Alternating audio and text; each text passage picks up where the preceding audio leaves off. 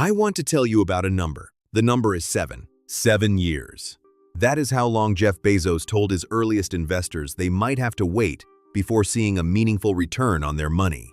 7 years of capital invested, 7 years of watching a company burn through cash, 7 years of reading skeptical headlines and enduring dismissive analyst reports and explaining to anyone who would listen why a company that wasn't making money was, in fact, becoming one of the most valuable enterprises in human history. Most of those early investors said no. They couldn't hold the picture in their minds long enough to make it feel real. 7 years was too abstract, too distant, too uncertain. They wanted a return they could touch, a timeline they could defend, a certainty that simply wasn't available.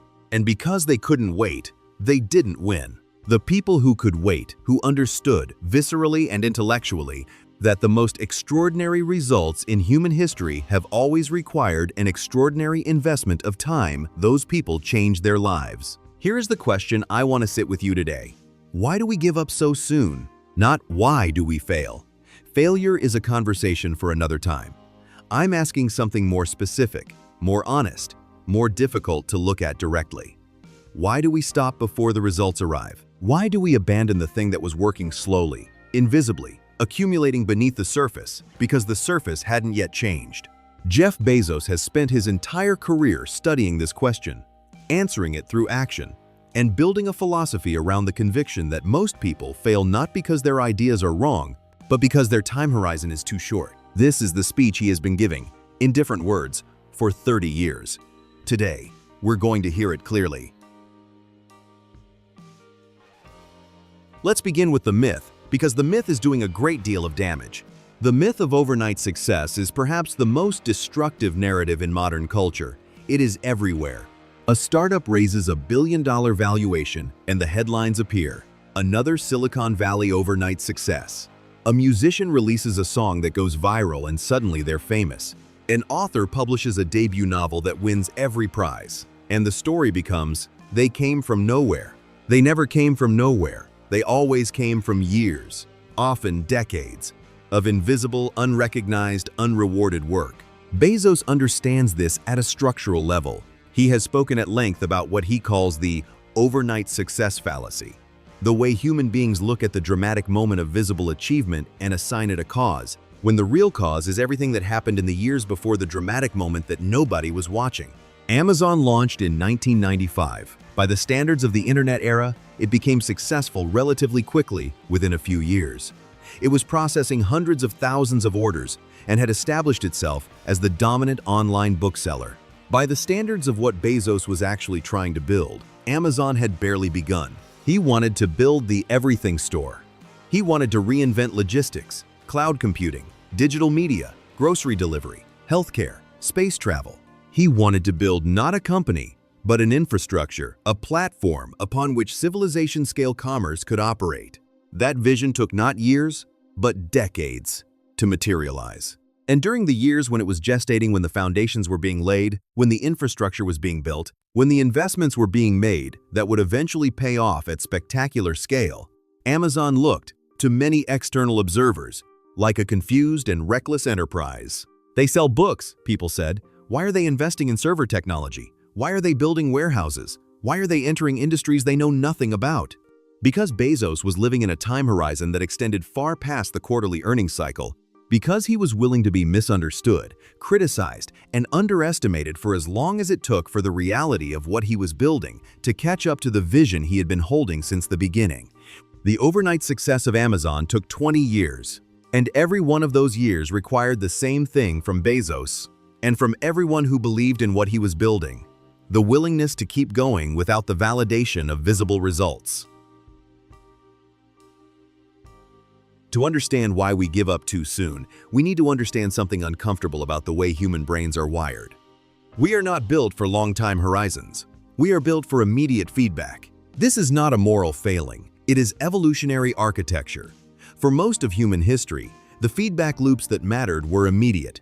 Find food now, avoid predator now, build shelter now. The capacity to delay gratification, to work toward rewards that exist only in an abstract future, is one of the most recent and most fragile additions to the human cognitive toolkit. And our modern culture doesn't strengthen it. Our modern culture systematically destroys it. Bezos has spoken about this in terms of what he calls the quarterly earnings mindset, the way that public markets, investor expectations, and cultural narratives about success have compressed the acceptable timeline for results into an almost absurdly short window. We want returns in a quarter. We want results in a year. We want the business to be profitable, the diet to work, the relationship to be fixed, the skill to be mastered, the career to be transformed, and we want all of it on a timeline that makes sense to our impatient, feedback-hungry, evolutionarily ancient brains. But the most valuable things in life operate on a different schedule. Expertise takes 10,000 hours. Meaningful relationships take years of consistent investment to reach their deepest levels. Businesses that genuinely reshape markets take decades. Skills that compound that make you exponentially more capable over time require years of practice before they begin to pay obvious dividends. The mismatch between the timeline our brains prefer and the timeline that meaningful results actually require is, Bezos argues, the single most underappreciated cause of underachievement in human life. Not lack of talent, not lack of opportunity, not bad luck, impatience. The brutal, quiet, socially acceptable failure mode of stopping before the results arrive. If you want to understand how Bezos thinks about time and results, you need to understand one of his most powerful and frequently cited mental models, the flywheel. A flywheel is a massive, heavy wheel used in mechanical systems to store rotational energy. When you begin pushing it, it barely moves. The resistance is extraordinary. You push again, it moves marginally more. You push for hours, days, weeks, months, putting in enormous effort. And from the outside, it looks like almost nothing is happening. The wheel is turning, yes, but slowly, grinding, with no dramatic visible acceleration. And then something changes. Not suddenly, gradually, then all at once. The accumulated momentum of all those pushes begins to assert itself. The wheel's own weight and rotation begin to work with you rather than against you. The energy stored in every previous push is now contributing to the current push. The flywheel begins to spin faster, then faster, then faster still, until it is moving with a force that seems completely disproportionate to the effort you're currently applying because the current effort is only a small part of what's driving it. All those previous, invisible, thankless pushes are driving it too. Bezos modeled Amazon's entire business strategy on the flywheel principle. Lower prices generate more customers. More customers generate more revenue. More revenue enables investment in a better customer experience. A better customer experience attracts more sellers. More sellers increase selection. Greater selection attracts more customers. The flywheel spins, building on itself, each element reinforcing every other element. But in the early years, when the flywheel was still slow, when the momentum hadn't yet asserted itself, it just looked like a company losing money on purpose. The people who quit on Amazon during the flywheel years, who sold their stock, withdrew their investment, stopped believing in the vision, quit during the phase when the flywheel's momentum was the most invisible and the most real. They quit during the phase when the work they had already done was about to start paying compound dividends. They quit at precisely the wrong moment because they had no framework for understanding what the silence before the spin actually means. The silence before the flywheel spins is not emptiness. It is potential energy at maximum density. And here's the personal question that Bezos's flywheel philosophy demands of you. What is the flywheel in your life that you stopped pushing because it wasn't spinning fast enough yet? What did you abandon during the silence? The business? The relationship? The creative practice? The long-term investment because the results weren't visible on a timeline your impatience could accept?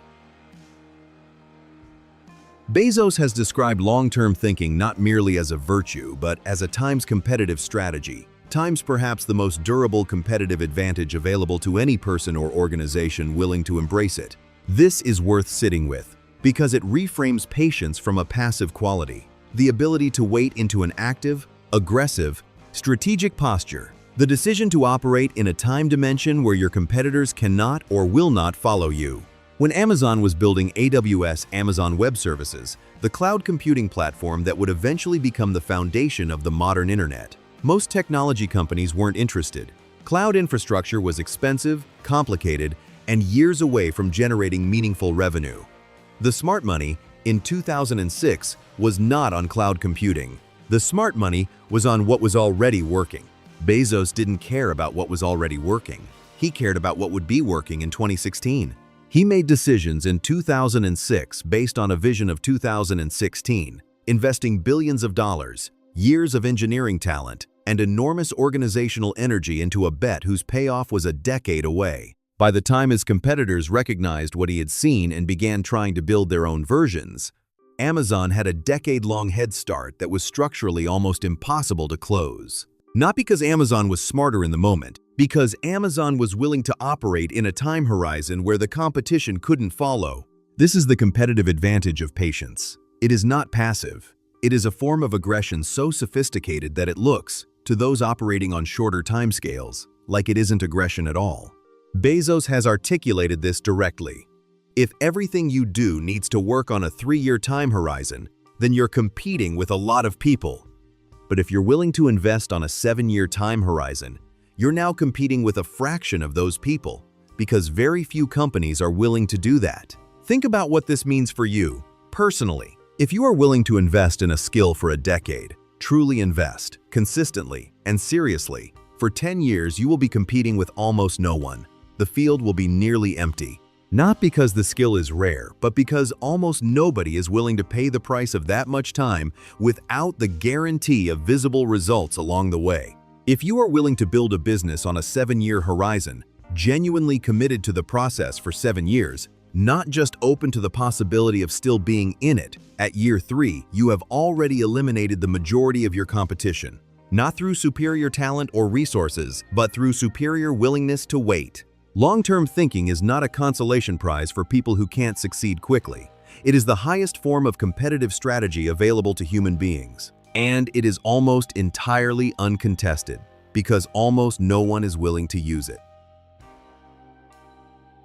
Every year from 1997 until he stepped down as CEO, Jeff Bezos wrote a letter to Amazon shareholders. These letters are, taken together, one of the most extraordinary documents in the history of business. A sustained, articulate, philosophically coherent argument for a single idea. That long-term thinking is not just a strategy, but a responsibility.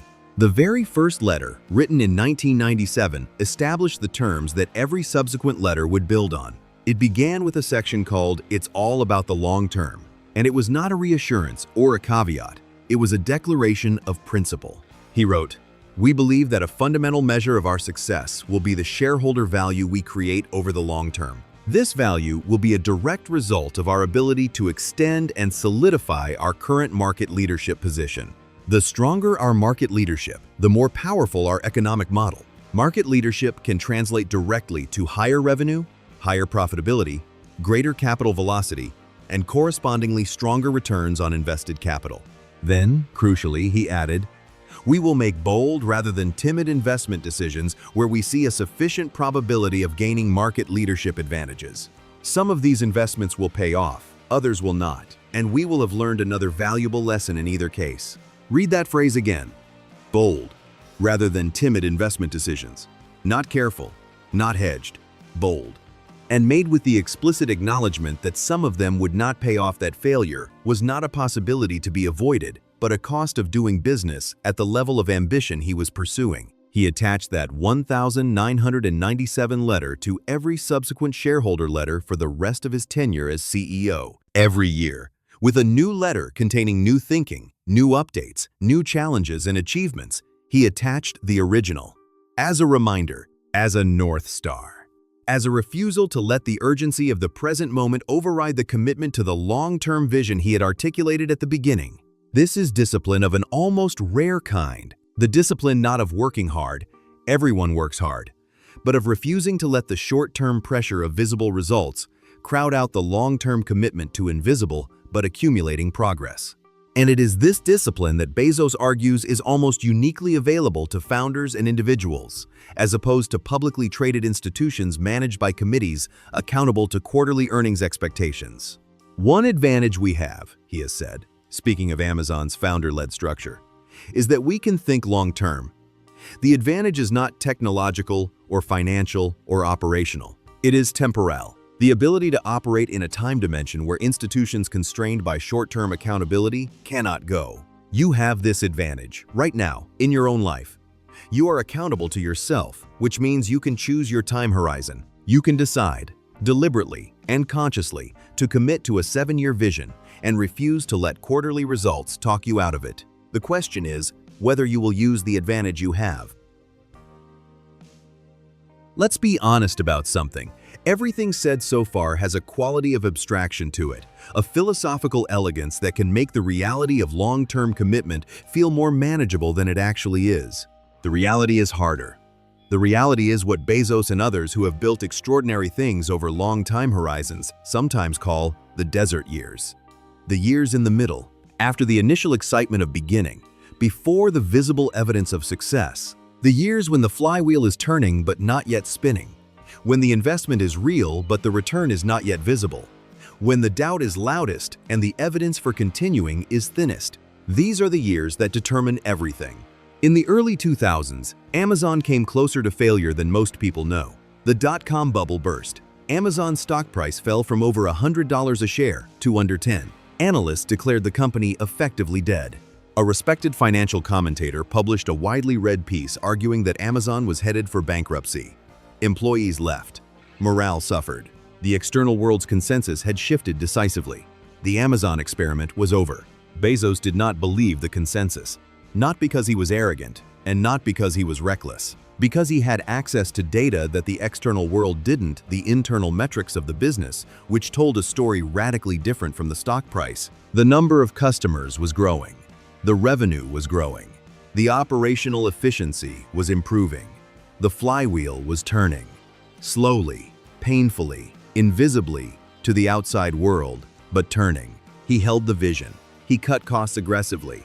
He focused the company on what mattered most. He told his people, explicitly and repeatedly, that the outside world's opinion of Amazon's future was simply wrong. And he showed them why, with data, and with confidence, and with the kind of conviction that can only come from a genuinely long-term perspective. He was right. The people who sold Amazon stock at $9 missed one of the greatest wealth creation events in the history of financial markets. And the people inside Amazon who stayed, who chose to believe in the vision during the years when the evidence for believing was hardest to find, they built something that changed the world. The desert years are not a sign that you were wrong to begin. They are almost always a necessary feature of anything worth building. They are the years when your commitment is tested most seriously, when the noise is loudest and the signal is quietest, when giving up feels most reasonable and most catastrophic at the same time. Bezos has said that he is frequently asked what his best advice is for entrepreneurs and for people trying to build meaningful things. And his answer, consistently, is a version of the same thing. Don't focus on your competitors. Don't focus on the short-term results. Focus on your customers and on the long-term vision. The rest, if the foundation is right, will come. But it will come on its own timeline, not yours, not the market's, its own. And your job, the only job that ultimately matters during the desert years, is to be there when it arrives. Bezos is deeply influenced by the concept of compounding, not just financial compounding, but what he thinks of as the compounding of all valuable things over time. Skills compound, knowledge compounds, relationships compound, reputation compounds, trust compounds, habits compound. Every investment you make in yourself, or your work, or your relationships, if it is made consistently and allowed enough time, will eventually generate returns that seem wildly disproportionate to the effort that appears to be producing them in any given moment. This is why long-term thinking is not merely patient. It is exponentially leveraged. The person who invests in their skills for 20 years is not twice as capable as the person who invested for 10. They are potentially 10 times as capable because compounding is not linear. It accelerates. It builds on itself. The returns of year 19 are not fueled only by the work of year 19. They are fueled by the accumulated work of all 18 years before it. Bezos has modeled this in his own intellectual life, as well as in his business life. He is a voracious reader, not casually, but seriously, with the specific intention of accumulating intellectual capital that will compound over time. He reads across disciplines, deliberately collecting frameworks and mental models that seem unrelated but which, over years and decades, begin to connect in ways that produce insights unavailable to people who read more narrowly. This is compound intellectual investing, and like financial compounding, it requires time above all else. You cannot read broadly for 6 months and expect the connections to appear. You must read for years, decades, and trust that the compounding is happening even when, especially when you cannot yet see the returns. The lesson here is both simple and demanding. Every day that you invest in something meaningful and quit before the compounding matures is a day that you have paid the cost without collecting the return. And every day that you continue past the point where quitting seemed reasonable is a day that you are collecting returns on investments made years ago that you had almost forgotten. Compound returns require compound commitment. You cannot have one without the other.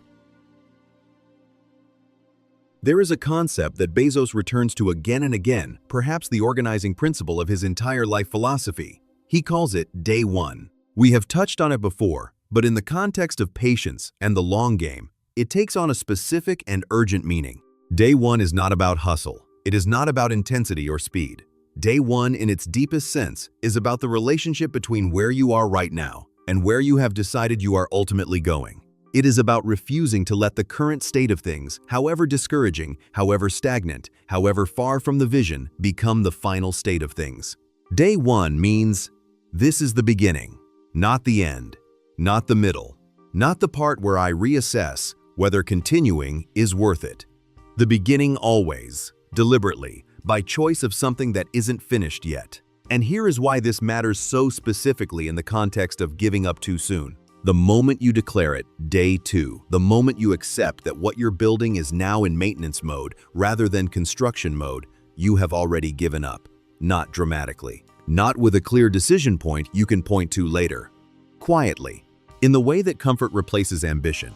The way that managing replaces building. The way that protecting what you have replaces reaching for what you haven't yet attained.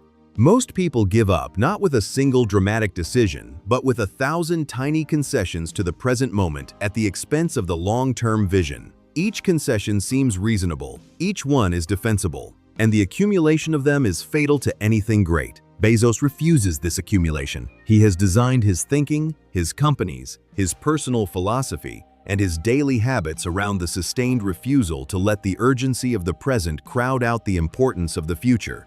He treats his vision not as a destination to arrive at, but as a direction to continually move in, understanding that the destination will always be further than it currently appears, and that this is not a reason to slow down, but a reason to commit more deeply to the direction. This is the long game, not a strategy, a way of being in relationship with time itself. And it is available to you, right now, today, not when conditions improve or when results arrive or when the evidence for continuing becomes overwhelming. Today, in the desert years, in the silence before the flywheel spins, in the period that looks to everyone watching like nothing is happening, this is the moment the long game is won or lost. Not in the dramatic, visible moments of success. Those moments are merely the harvest of decisions made in the invisible, difficult, unglamorous years before. The harvest comes to those who planted and waited and kept the soil right and trusted the process even when the seeds showed no sign of becoming anything at all. We have come a long way. Let me bring it home. You give up too soon, not because you are weak or undisciplined or fundamentally different from the people who succeed. You give up too soon because you are measuring the wrong things on the wrong timeline. You are measuring visible results when you should be measuring direction. You are measuring where you are when you should be measuring whether you are moving and whether you are moving in the right direction, consistently, with commitment and clarity of purpose. You are operating on a timeline set by your impatience when you should be operating on a timeline set by the nature of what you're trying to build. And those timelines are almost never the same. Jeff Bezos has built his entire life around the refusal to let the timeline of impatience override the timeline of reality. He has been willing to be misunderstood for years. He has been willing to watch the stock price fall while he knew the fundamentals were improving. He has been willing to invest in capabilities that had no near-term justification. He has been willing to look to external observers like he was failing while knowing, from the inside, that the flywheel was turning, the compounding was accumulating, the foundation was being built. And he has been right. Not because he got lucky, because he had a framework for understanding what the silence before success actually means and the conviction to hold his position inside that silence until the results arrived. You can have this framework. You can develop this conviction. But it requires one thing above all else, and that one thing is the hardest thing there is. You have to be willing to keep going when everything around you is saying stop. Not forever, not blindly.